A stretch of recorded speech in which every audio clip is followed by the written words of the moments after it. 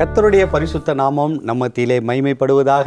Hope TV நேயர்கள் உங்கள் அனைவரையும் ஆண்டவராகிய இயேசு கிறிஸ்துவ நாமத்தினாலே அன்போடு கூட வாழ்த்துகிறேன். கர்த்தர் இமட்டும் உங்களை அதிசயமாய் நடத்தி கொண்டிருப்பார் என்று கர்த்தருக்குள் நம்புகிறேன். இந்த நாளின் இனிய துவக்கம் நிகழ்ச்சிக்கு உங்களை அன்போடு வரவேற்கிறேன். என்னுடைய மனைவி சுதாவும் என்னுடைய மகன் ஜோசஃபும் இந்த நாளின் நிகழ்ச்சியில் கலந்து கொள்ளும்படியாக வந்திருக்காங்க. வாங்க அவங்கள வரவேற்கலாம். ஜோசப், தொடர்ந்து இந்த நிகழ்ச்சியில் கலந்து கொண்டு அழகான கதைகள் சொல்கிறீங்க. ரொம்ப ஆசீர்வாதமாக, ரொம்ப பிளஸ்ஸிங்காக இருக்குது. நீங்கள் வந்திருப்பது ரொம்ப சந்தோஷம். சுதா, நீங்கள் வந்திருப்பது ரொம்ப சந்தோஷம். வேதாகமத்திலேருந்து அநேக கருத்துக்களை பகிர்ந்து கொள்கிறீங்க. ஆண்டவர் உங்கள் மூலமாக பேசுகிறாங்க. நீங்கள் வந்திருப்பது மிகுந்த மகிழ்ச்சி. நமக்கும் நேயர்களுக்கும் இந்த நிகழ்ச்சி ரொம்ப ஆசீர்வாதமாக இருந்து கொண்டு இருக்கிறது. சரி, இந்த நாளின் இனிய துவக்கம் நிகழ்ச்சியில் வழக்கம் போல் நம்ம ஜோசஃபுடைய கதையோடு நம்ம ஆரம்பிக்கலாம். ஜோசப் ரொம்ப அழகாக கதை சொல்கிறாங்க. அது ரொம்ப பிளஸ்ஸிங்காக இருக்குது. ஜோசப், இன்றைக்கி என்ன கதை சொல்ல போகிறீங்க? முன்னாடி பாபுன்னு ஒருத்தர் இருந்தார். பாபு வந்து அவர் 30 இயர்ஸில் 30 இயர்ஸில் ஒரு தடவை அவர் டைட் டிசம்பருக்கு வைக்க ஆரம்பித்தார். டிசம்பருக்கு வைக்க போது அவர் நினச்சார், ரொம்ப பயந்து வச்சாங்க. ஏன்னா 10% போயிடுச்சு, நான் என்ன பண்ணுறது. ஆனால் வச்சாரு. அப்புறம் ஒரு நாள் அவர் அவங்க ஆஃபீஸில் உட்காந்து யோசிச்சுட்ருக்காரு. அவங்க ஆஃபீஸில் உட்காந்து யோசிச்சுட்ருக்காரு, நம்ம எதாவது ட்ராவல் பண்ணுறதுக்கு நம்ம பஸ் பாஸ் கிடச்சா நல்லாயிருக்கும்ல அப்படின்னு ஆண்டவர்கிட்ட ஜூம் பண்ணுறாரு. பஸ் பாஸ் கிடச்சா நல்லாயிருக்கும்லன்னு ஆண்டவர்கிட்ட ஜூம் பண்ணி, ஆசைப்பா யார் மூணாவா ஒரு பஸ் பாஸ் கொடுங்க ஏசப்பா அப்படின்னு சொல்கிறாங்க, ஜூம் பண்ணுறாங்க. அதுக்கப்புறம் அவங்க வந்து ஆஃபீஸில் வந்து ஒரு ஃபோன் வருது. பாபு, உங்களுக்கு யாராவது தெரியுமா பஸ் நம்பர் 47 யாராவது பஸ் பாஸ் வேணுமான்னு கேட்குறாங்க. பாபுக்கு ஒரே ஆச்சரியமாகிடுச்சு. அது ஏன் பஸ் நம்பர் தான், எனக்கும் பஸ் பாஸ் தயவுசெய்து என் பஸ் பாஸ் கொடுங்க அப்படின்னு கேட்குறாங்க. அவங்களும் கொடுத்துட்டாங்க பஸ் பாஸ் அவங்களுக்கு. அவங்களும் ஜாலியாக வீட்டுக்கு போகிறாங்க. எவ்வளோ அழகான ஒரு கதை. பாபுக்கு எவ்வளோ ஆச்சரியமாக இருந்திருக்கும்ல. ஆண்டவருக்கு பாபுவோட பஸ் பாஸ் தான் கேட்டாங்க. ஆனால் ஆண்டவரோட பாபுவோட பஸ்ஸோட நம்பரே தெரியுது ஆண்டவருக்கு. எந்த பஸ்ஸில் பாபு போகிறாங்கன்ற நம்பர் கூட தெரிஞ்சு அதே பஸ்ஸுக்கு பஸ் பாஸ் கொடுக்குறாங்க இல்லையா? ரொம்ப அழகான ஒரு கதை இல்லை? ஆண்டவருக்கு தசமபாகம் கொடுத்த அந்த நபருக்கு உடனே ஆண்டவர் ஆசீர்வாதத்தை கொடுக்குறாங்க. அவர் கேட்டதை, அவர் எதிர்பார்த்ததை கொடுக்கறத நம்ம பார்க்குறோம். ரொம்ப ஆச்சரியம்தான் இல்லை? அவர் வெறும் பஸ் பாஸ் தான் கேட்டார். ஆனால் அவர் போகிற பஸ்ஸுக்கே நம்பரை சொல்லி கரெக்டாக அந்த பஸ் பாஸ் கொடுக்குறாங்கன்னா எந்த அளவுக்கு ஆண்டவர் நம்மளை தெரிஞ்சு வச்சுருக்கிறாங்கல்ல, அறிஞ்சு வச்சுருக்கிறாங்கல்ல. தொடர்ந்து சொல்லுங்கள் ஜோசப், என்ன வசனம் நீங்கள் சொல்ல விரும்புகிறீங்க? இந்த சங்கீதம் 24:1 சொல். சங்கீதம் 24:1. சங்கீதம் 24:1 நான் படிக்கிறேன். பூமியும் அதன் நிறைவும் உலகமும் அதில் உள்ள குடிகளும் கர்த்தருடையது அப்படின்னு வேதாகமம் சொல்லுது. எல்லாமே கர்த்தருடையது இல்லையா? இந்த பூமியில் உள்ள எல்லாமே ஜோசப், இந்த பூமியில் உள்ள எல்லாமே நம்ம பார்க்குற எல்லாமே யாருடையது? கர்த்தருடையது. அப்போது பாபா ஆச்சரியப்படுறதுல ஒன்றும் பெரிய விஷயம் இல்லை. ஏன்னா ஆண்டவருக்கு எல்லாமே தெரியும், அப்படி தானே? ஆண்டவர் நம்ம என்ன செய்கிறோம், எங்கே போகிறோம், எங்கே வரோம் எல்லாமே அறிந்த தேவனாக இருக்கிறார். சங்கீதக்காரன் சொல்லும் போது எப்படி சொல்கிறாரு? நான் எங்கே போனாலும் உங்களுக்கு தெரியுது, எல்லாமே வெட்ட வெளிச்சமாக இருக்குது ஆண்டவருக்கு முன்னாடி. அப்போது இவர் கேட்டதை ஆண்டவர் எக்ஸாக்டாக கரெக்டாக கொடுக்குறாங்க. அது தசமபாகம் வைக்கிறதோடைய ஒரு ஆசீர்வாதம்னு பார்க்குறோம். வேதாகமத்தில் தசமபாகத்தை முக்கியத்துவப்படுத்தி பல கருத்துக்கள் சொல்லப்பட்டிருக்கிறத பார்க்குறோம். அதுபோல் மல்கியா 3:10 நம்ம பார்க்கும்பொழுது என்ன சொல்கிறாங்க? ஆண்டவர், என் ஆலயத்தில் ஆகாரம் உண்டாயிருக்கும்படி தசமபாகங்கள் எல்லாம் என்ன பண்ணுங்க, சாலையில் கொண்டு வாருங்க. அப்பொழுது வானத்தின் பலகணிகளை திறந்து இடங்கொள்ளாமல் போக மட்டும் வர்ஷிக்க மாட்டேனோ என்று என்னை சோதித்து பாருங்கள் அப்படின்னு சொல்கிறத பார்க்குறோம். இந்த ஒரு இடத்துல மட்டும்தான் ஆண்டவர் என்ன பண்ணுறாரு? என்னை டெஸ்ட் பண்ணி பாருங்கள், என்னை சோதிச்சு பாருங்கள், நான் கொடுக்குறேன்னா இல்லையா அப்படின்னு சொல்லிட்டு. பாபு அதை ருசிச்சிருக்கிறார் இல்லை? அவர் டைத்து வச்சு அதை ருசித்து பார்த்துருக்கிறாரு. ஐயோ 10% போதே நம்ம என்ன செய்வோம்னு நினைக்கும் போது பஸ் பாஸ் ஆண்டவர் கரெக்டாக அவர் போகிற பஸ்ஸுக்கான பாஸையே தேடி வந்து கொடுக்கறத பார்க்குறோம். அவர் டெஸ்க்குக்கே ஃபோன் வருது, அவர் டெஸ்க்குக்கே வந்து கொடுத்துட்டு போகிறாங்க அப்படின்னு பார்க்குறோம். கொடுத்ததுனால, அதுவும் ஆண்டவர் கொடுத்ததுனால, தசமபாகம் வச்சதுனால குறைஞ்சு போனவங்க யாராவது சொல்ல முடியுமா? ஜோசப், தசமபாகம் வச்சதுனால யாராவது குறைஞ்சு போயிருக்கிறாங்களா? யாருமே குறைஞ்சு போனதில்லை. நிறைவான ஆசீர்வாதத்தை தான் பெற்றுக்கொண்டு இருக்கிறாங்க. ஏன்னா பூமியும் நிறைவும் உலகமும் அதில் குடிகளும் யாருடையது? கர்த்தருடையது. கர்த்தர்கிட்ட வாங்கி நம்ம கர்த்தர்கிட்டே கொடுக்குறோம் தசமபாகம். அதை ஆண்டவர் பெருக செய்கிறாங்க, ஆசீர்வதிக்கிறாங்க. நம்ம கொடுத்ததை ஆண்டவர் திரும்ப பல மடங்காக கொடுக்குறாங்க, பல விதமாகவும் கொடுக்குறாங்க. பஸ் பாஸாக கொடுக்குறாங்க, அப்புறம் ரெண்ட்டாக கொடுக்குறாங்க. எல்லாமே ஆண்டவர் கொடுக்கறது தான். அதனால தான் சங்கீதக்காரன் சொல்கிறாரு, எல்லாமே உங்களுடையது ஆண்டவரே, எல்லாமே உங்களுடையது. என்னுடைய வாழ்க்கையிலும் நான் நிறைய காரியங்களை இந்த தசமபாகத்தின் மூலமாக ருசிச்சிருக்கிறேன். பேச்சுலர் லைஃப்பில் இருக்கும்போது அந்த 10% தசமபாகம் மாத கடைசியில் பெருசாக தெரியும். ஐயோ, நம்ம இதை கொடுக்காமல் இருந்திருந்தால் இந்த மாத கடைசியை சமாளிச்சிருக்கலாம் அப்படின்னு நினைக்க தோணலாம். ஆனால் அப்படி ஒரு நாளும் அப்படி பண்ணது கிடையாது. தசமபாகத்தை ஃபஸ்ட்டு வச்சுட்டு தான் அடுத்தடுத்த காரியங்கள் நம்ம செலவுகளை நம்ம செய்கிறோம். கடனாக இருந்தாலும் எதுவாக இருந்தாலும் செய்கிறோம். அப்படி செஞ்சதுனால ஒரு நாளும் பட்னியாக இருந்ததில்லை, ஒரு நாளும் பட்னியாக இருந்ததில்லை. நமக்கு தேவையான உணவு, நமக்கு தேவையான உடை எல்லாத்தையும் ஆண்டவர் கொடுத்து ஆசீர்வதித்து வச்சுருக்கிறாங்க. அதனால் காணிக்கை தசமபாகம் கொடுக்கறதுக்கு நம்ம ஒரு நாளும், ஆண்டவர் கொடுக்கறதுக்கு ஒரு நாளும் இது அங்கே தானே போகுது, ஆண்டவருக்கு நேராக போகுது அப்படி இப்படின்னு கேள்வி கேட்காம நம்ம கரெக்டாக அதை கொடுத்தோன்னா ஜோசப் எப்படி இருக்கும்? நமக்கு ஆசீர்வாதமாக இருக்கும். எல்லா தேவைகளையும் ஆண்டவர் பார்த்துக்கிடுவாங்க. உங்கள் வாழ்க்கையிலையும் நீங்கள் ருசிச்சிருப்பீங்கன்னு நான் நினைக்கிறேன். வேலை செய்யும் போது முதல்ல தசமபாகத்தை நம்ம எடுத்து வைக்கணும். அது கர்த்தருக்கு எப்படிப்பட்டது? பரிசுத்தமானது அப்படின்னு சொல்லி பார்க்குறோம். தசமபாகம் பரிசுத்தமானதுன்னு ஆண்டவர் சொல்லியிருக்கிறாங்க. பரிசுத்தமானது யாருக்கு தான் போகணும்? பரிசுத்தமானவருக்கு தான் போகணும், ஆண்டவருக்கு தான் போகணும் அப்படின்னு சொல்லி பார்த்தோம். நல்ல கதை சொன்னீங்க ஜோசப். பாப் அப்படின்ற அந்த அங்கிளோட வாழ்க்கையில் பார்த்த கதையை சொன்னீங்க. ரொம்ப சந்தோஷம். அழகான வசனம் சொல்லி கொடுத்தீங்க. ரொம்ப பிளெஸிங்காக இருந்தது. தொடர்ந்து நம்ம இன்னும் வேதாந்தத்துலேருந்து ஆழ்ந்த கருத்துக்களை நம்ம படிக்கலாம் ஒரு சிறிய இடைவேளைக்கு பின்னாடி. நேயர்களே, பாப் மாதிரி நீங்களும் தசமபாக தயக்கமாக இருக்கிறீங்களா? ஒரு நாளும் தயங்காதீங்க. ஆண்டவர் ஒரு நாளும் கைவிட மாட்டார். உங்களை தேடி வந்து ஆண்டவர் போஷிப்பார்.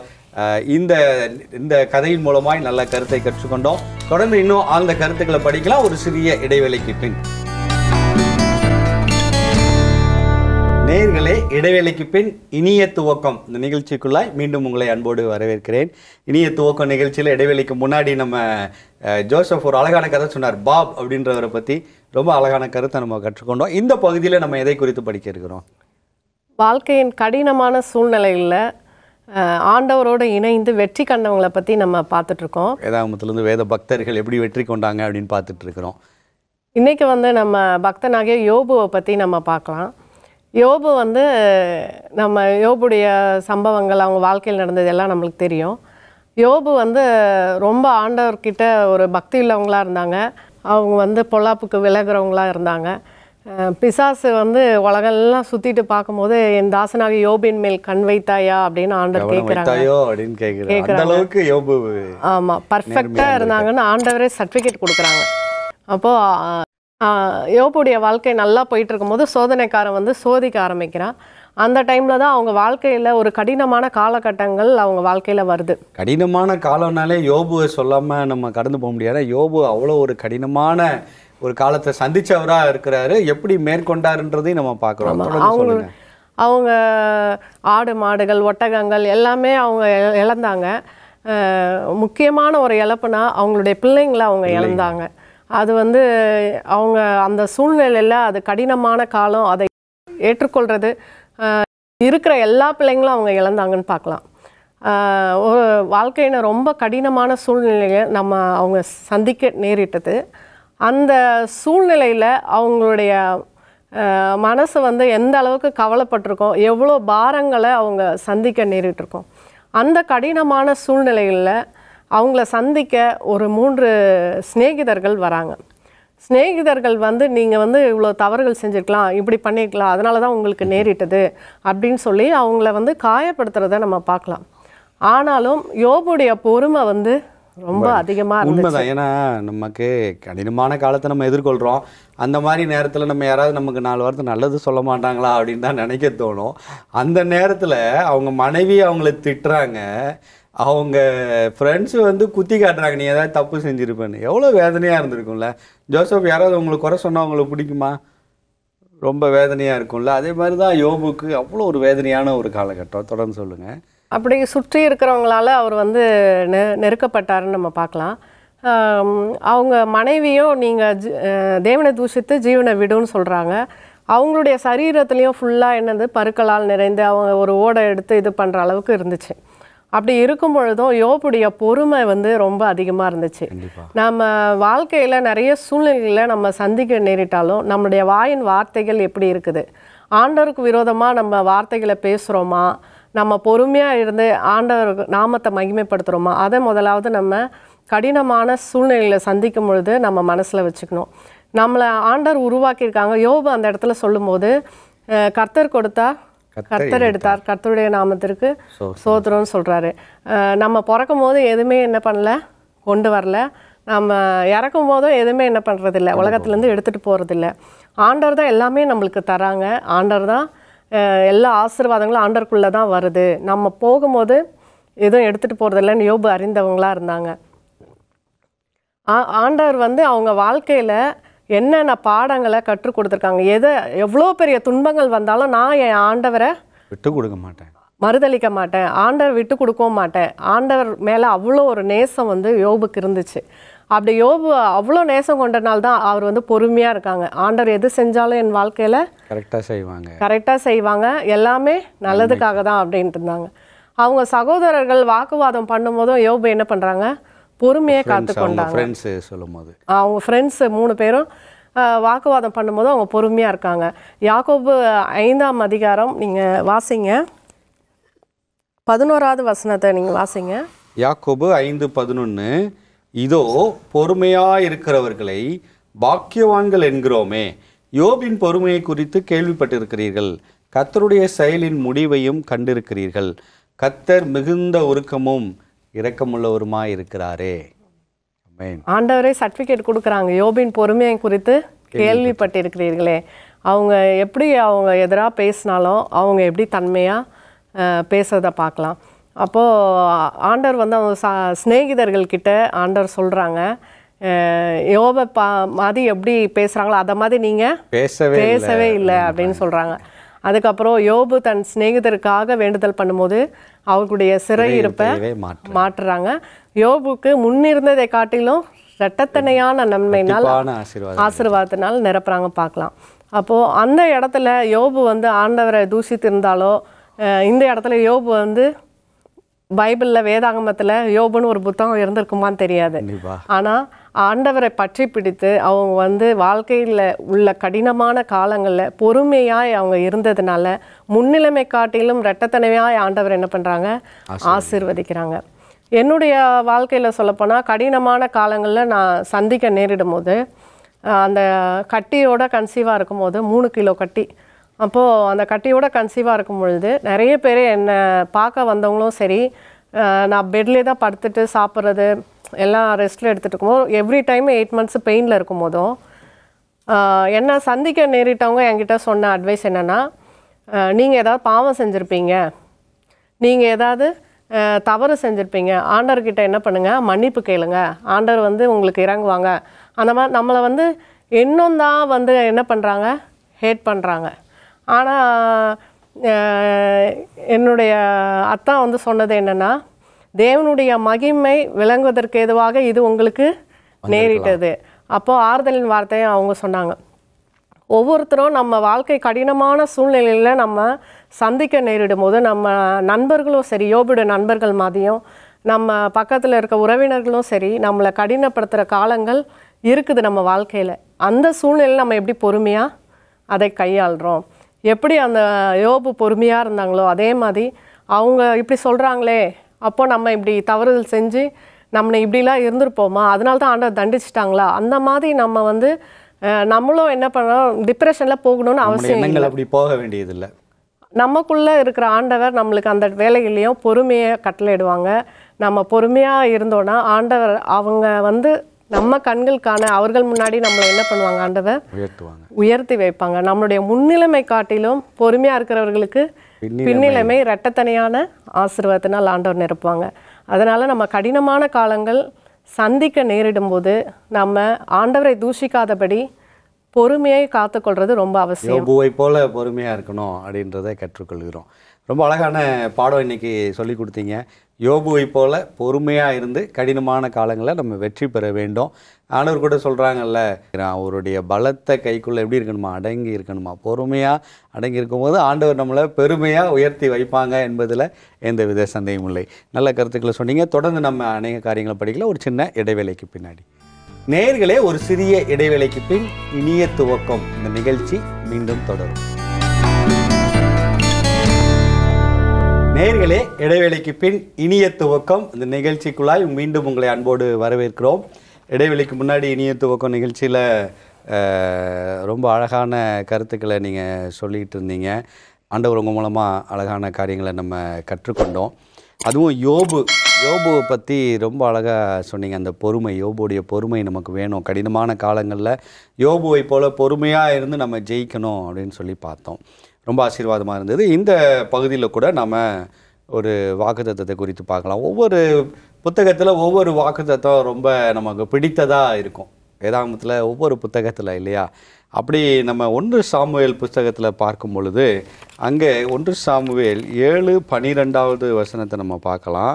இதை தெரியாதவங்க யாருமே இருக்க முடியாது. ஏன்னா இந்த ஒரு வசனத்தில் வரக்கூடிய ஒரு வார்த்தை, ஆண்டவருடைய பெயர் அநேக பாடல்களில் உபயோகப்படுத்தப்பட்டிருக்குது. அநேக பாடல்களில் இந்த ஒரு வார்த்தையை குறித்து நம்ம படிச்சிருப்போம். படிங்க 7:12, 1 சாமுவேல் 7:12. அப்பொழுது சாமுவேல் ஒரு கல்லை எடுத்து மிஸ்பாவுக்கும் சேனுக்கும் நடுவாக நிறுத்தி, இம்மட்டும் கர்த்தர் எங்களுக்கு உதவி செய்தார் என்று சொல்லி அதற்கு எபினேசர் என்று பெயரிட்டான். ஆமென். இந்த ஒரு சம்பவம் பார்த்தோன்னா, இஸ்ரவேலில் அப்போ ராஜா இல்லை, சாமுவேல் தான் எல்லாரையும் நியாயம் விசாரிக்கிறாரு. அப்படிப்பட்ட ஒரு காலகட்டம். அப்போது பெலிஸ்தியர்கள் எல்லாரும் கூடி வந்திருக்கிறாங்க யுத்தம் பண்ணுறதுக்கு இஸ்ரவேலர்களுக்கு விரோதமாக. அப்படிப்பட்ட ஒரு வேளையில் சாமுவேல் என்ன பண்ணுறாரு, மிஸ்பாவில் எல்லாரையும் கூட்டுறாரு. அங்கே இருந்து எல்லாரும் இஸ்ரவேல் ஜனங்கள் நிற்கிறாங்க. அந்த இடத்துல ஜெபிக்கிறாரு. இஸ்ரவேலுக்காக சாமுவேல் ஜெபிக்கிறாரு. அப்படி ஜெபிக்கும் பொழுது எல்லா இஸ்ரவேலர்களும் அங்கே நின்று ஆண்டவர்கிட்ட பேசும் பொழுது இவங்க ஒன்றுமே செய்யலை, இஸ்ரவேலர்கள் எதுவுமே செய்யலை. ஆனால் இஸ்ரவேலர்கள் வெற்றியை மட்டும் கொண்டாடினாங்கன்னு பார்க்கலாம். ஏன்னா ஆண்டவர் அங்கே இடி முழக்கங்களை கட்டளையிட்டு பெலிஸ்தர்களை ஒரு வழி பண்ணிடுறாங்க. அப்போது இந்த இஸ்ரவேல் ஜனங்க அவங்கள துரத்தி மிஸ்பாலேருந்து சேனுக்கு துரத்திட்டு வராங்க. அப்போ தான் இந்த சாமுவேல் மிஸ்பாவுக்கும் சேனுக்கும் நடுவாக ஒரு கல்லை எடுத்து வச்சு, இம்மட்டும் கர்த்தர் உதவி செய்தார் அப்படின்னு சொல்லி என்ன பேர் வைக்கிறாரு, எபனேசர் அப்படின்னு பேர் வைக்கிறார். இல்லை, எபினேசர் அப்படின்றது எல்லா பாட்டிலையும் நம்ம பாடியிருக்கிறோம். நிறைய பாடல்களில் அந்த பெயர் வந்திருக்கிறோம் இல்லையா? கண்டிப்பாக. அப்போது எபினேசர் இம்மட்டும் உதவி செய்தார். நம்ம வாழ்க்கையில் யோசித்து பார்ப்போம், எவ்வளோ நாட்கள் நம்மளுக்கு ஆண்டவர் உதவி செஞ்சுருக்கிறாங்க. எபினேசர் அப்படின்றது உங்களுக்கு என்ன தோணுது? உங்களுக்கு என் வாழ்க்கை முழுவதுமாக எபினேசராக ஆண்டவர் இருந்திருக்காங்க. இந்த மட்டும் ஆண்டவர் நடத்தி வந்திருக்காங்க. சின்ன வயசுலேருந்து இது வரைக்கும் ஆண்டவர் தான் எனக்கு எல்லா நன்மைகளும் செஞ்சுருக்காங்க. எபினேசராக இருந்து வழிநடத்திருக்காங்க. ஜோசப், எபினேசராக ஆண்டவர் உங்கள் கூட இருந்திருக்காங்களா? நிறைய உதவி செஞ்சுருக்கிறாங்களா? கண்டிப்பாக. நாம் இம்மட்டும் கடந்து வருவதற்கு கர்த்தர் தான் உதவி செய்தார். இப்போ ஒருவேளை இஸ்ரவேல் ஜனங்கள் போய் சண்டை போட்டு பெலிஸ்தரை ஜெயிச்சிருந்தாங்கன்னா என்ன சொல்லியிருப்பாங்க? நான் சண்டை போட்டு ஜெயித்தேன், நான் தான் போய் நின்று ஜெயித்தேன் அப்படின்னு சொல்லியிருக்கலாம். ஆனால் யார் தான் அங்கே வெற்றியை கொடுத்தது? கர்த்தர் அங்கே இறங்கி அவங்களுக்காக யுத்தம் பண்ணி வெற்றியை கொடுத்ததுனால சாமுவேல் என்ன பண்ணுறாரு, அங்கே ஒரு கல்லை எடுத்து வச்சு இம்மட்டும் கர்த்தர் உதவி செய்தார் என்று சொல்லி எபினேசர் அப்படின்னு சொல்லி பேர் வைக்கிற பார்க்குறோம். இம்மட்டும் கர்த்தர் உதவி செய்தார். நம்ம வாழ்க்கையில், என்னுடைய வாழ்க்கையிலும் கூட இம்மட்டும் கர்த்தர் உதவி செஞ்சுருக்கிறார். 2 வயசில் அடியே மரித்து போயிருக்க வேண்டியது. அப்படிப்பட்ட சூழ்நிலையில் ஆண்டவர் உதவி செய்தார். அப்புறம் ஆண்டவர் படிப்பதற்கு உதவி செய்தார். நல்லா படித்து ஸ்கூல் வந்து காலேஜில் ஒரு 2 எக்ஸாம் கடைசி வரைக்கும் வந்துருச்சு, கடைசி செமஸ்டர் வரைக்கும். ஆனால் ஆண்டவர் உதவி செய்தார். அந்த 10 எக்ஸாம் எழுதினேன். அன்னைக்கு அந்த கடைசி செமஸ்டரில் 10 எக்ஸாம் எழுதினேன். ஒன்று கூட ஓய்வு நாளில் வராமல் ஆண்டவர் உதவி செய்தார். அதே போல் அந்த அரியர் எக்ஸாமில் 80 மார்க் வாங்க ஆண்டவர் உதவி செய்தார். இப்படி ஆண்டவர் ஒவ்வொரு நேரத்துலையும் உதவி செய்து கொண்டே வந்ததுனால தான் இன்றைக்கு அடியேன் உட்கார்ந்து ஆண்டவருடைய வார்த்தையை பேச முடிகிறது. அதே போல் MBAல எக்ஸாம் எழுதாமே, கடைசி எக்ஸாம் எழுதாமே பாஸ் ஆகிறதுக்கு ஆண்டவர் உதவி செய்தார். வேலை கிடைக்க 3 மாதம் 75 இன்டர்வியூக்கு மேலே அட்டன் பண்ணி அவ்வளோ பாடுபட்டு சாப்பிட்றதுக்கு உணவு இல்லாமல் இருந்த ஒரு சூழ்நிலையிலும் ஆண்டவர் உதவி செய்து ஒரு நல்ல வேலையை கொடுத்தார். 18 வருஷம் ஆகும்போது அந்த வேலையில் அப்படி ஆண்டவர் உதவி செய்தார். இம்மட்டும் ஆண்டவர் உதவி செய்து இன்னைக்கு வரைக்கும் ஊழியத்துலேயும் சரி வேலையிலையும் சரி ஆண்டவர் உதவி செய்து வந்திருக்கார். சில நேரங்களில் ஆண்டவர் எனக்காக சிஸ்டத்தையே மாற்றிருக்கிறார். அப்படி ஆண்டவர் உதவி செய்திருக்கிறார். நமக்காக ஆண்டவர் செய்வாங்க. ஆனால் இந்த இஸ்ரவேல் ஜனங்கள் செய்தது ஒன்று தான். சாமுவேல் செய்தது ஒன்று தான். என்ன செஞ்சாங்க? இஸ்ரவேல் ஜனங்கள் எல்லாரையும் கூப்பிட்டு மிஸ்பாவில் வச்சு அவங்க என்ன பண்ணுறாங்க? ஆண்டவர்கிட்ட ஜெபிக்கிறாங்க, ஆண்டவரை துதிக்கிறாங்க. ஆண்டவர் அந்த சூழ்நிலையவே மாற்றி அவங்களுக்கு வெற்றி அடையும்படியாக செய்கிறார். எபினேசர் நம்ம கூடவே இருக்கிறாருன்றதை நம்ம விசுவாசித்தா போதும்.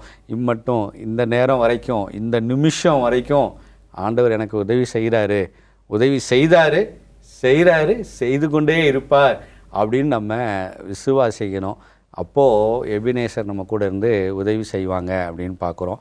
இதை பார்த்து கொண்டு இருக்கிற எந்த நேயராக இருந்தாலும் சரி, இன்றைக்கு அவங்க தெரிந்து கொள்ள வேண்டிய ஒரு காரியம், எபினேசர் இதுவரைக்கும் இருந்தது நம்ம காரணம் இல்லை, நம்மளுடைய ஒரு பலத்தினாலேயோ நம்முடைய பராக்கிரமத்தினாலேயோ நம்ம இம்மட்டும் வந்துடல, இதுவரைக்கும் நம்ம உயிரோடு இல்லை.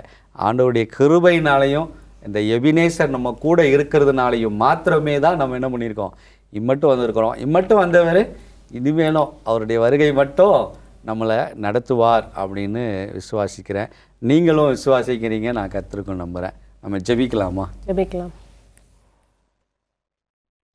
எங்கள் அன்புள்ள ஆண்டவரே, அருமையான இந்த நிகழ்ச்சியில் எங்களோடு நீர் பேசினதற்காக நன்றி ஆண்டவரே. அந்த பாபுடைய பஸ் நம்பரை நீங்கள் தெரிஞ்சு வச்சுருக்கிறீங்க இயேசுப்பா. அவர் பஸ் பாஸ் கேட்டார், ஆனால் அவர் பஸ்ஸுக்கு தேடி வந்து நீங்கள் பஸ் பாஸ் கொடுத்துருக்கீங்க அவருக்கு. அதே போல் நாங்களும் உணர்கிறோம், எல்லாமே உங்களுடைய, இந்த பூமியில் இருக்கிற எல்லாமே உங்களுடையதுன்றதை நாங்கள் உணர்கிறோம்.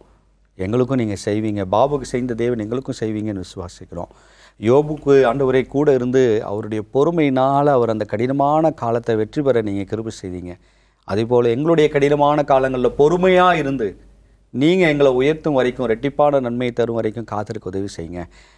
இதை பார்த்து கொண்டு இருக்கிற எந்த ஒரு நேராக இருந்தாலும் சரி, யோபுவை போல கடினமான காலத்தில் இருந்தால் நீங்கள் அவங்களுக்கு பொறுமையை கொடுத்து ஏற்ற காலத்தை உயர்த்துங்க ஆண்டவரே. எங்களோடு துணையாக இருங்க, எபினேசராக இருங்க, ஆசீர்வதிங்க. இயேசுவின் மூலம் ஜெபிக்கிறோம் நல்ல பிதாவே, ஆமென். ஆமென். ரொம்ப நல்ல ஆசீர்வாதமாக இருந்தது இந்த நாளின் நிகழ்ச்சி இல்லையா? நிறைய கருத்துக்களையும் கதைகளையும் நம்ம கற்றுக்கொண்டோம். கர்த்தர் நம்ம கூட இருந்து நிறைய காரியங்களை கற்றுக் கொடுத்தாங்க. தொடர்ந்து இது போல் இன்னும் அநேக கருத்துக்களை நீங்கள் பகிர்ந்து கொள்ளணும். கர்த்தர் உங்களை ஆசீர்வதிப்பாராக. நேயர்களே, இந்த நாளின் இனிய துவக்கம் நிகழ்ச்சி உங்களுக்கு ஆசீர்வாதமாக இருந்திருக்கும் என்று கர்த்தருக்குள் நம்புகிறோம். இந்த நாளில் கற்றுக்கொண்ட கருத்துக்களை வாழ்க்கையில் அபியாசிங்க. எபினேசராகிய தேவன் உங்களோடு கூட இருப்பாராக. மீண்டும் மற்றொரு நிகழ்ச்சியில் உங்களை சந்திக்கிறோம். அதுவரை தேவன் உங்களை ஆசீர்வதிப்பாராக. ஆமென்.